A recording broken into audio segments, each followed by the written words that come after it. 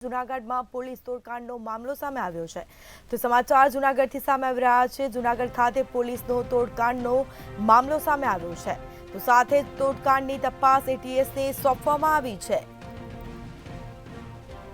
તો SOG PI Arvind Gohil સામે police ફરિયાદ દાખલ કરાઈ છે।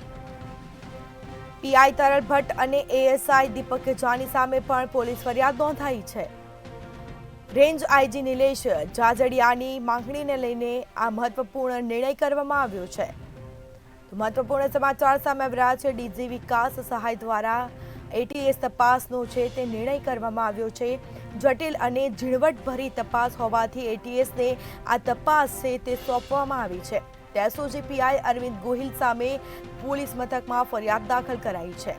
તો પીઆઈ તરલ ભટ્ટ અને એએસઆઈ દીપક જાની સામે પણ પોલીસ ફરિયાદ છે તે દાખલ કરાઈ છે। તો આ મામલે વધુ તપાસ હાથ ધરાઈ છે। સાથે જ રેન્જ આઈજી નિલેશ જાંજડિયાની માંગણીને પગલે આ મહત્વપૂર્ણ નિર્ણય કરવામાં આવ્યો છે। તો જૂનાગઢ પોલીસનો તોડકાંડનો મામલો એટીએસને હાલ તપાસ સોંપવામાં આવી છે।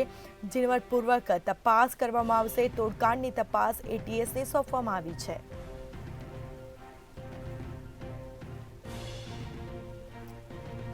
એટીએસને આ મામલે તપાસ સોંપવામાં આવી છે।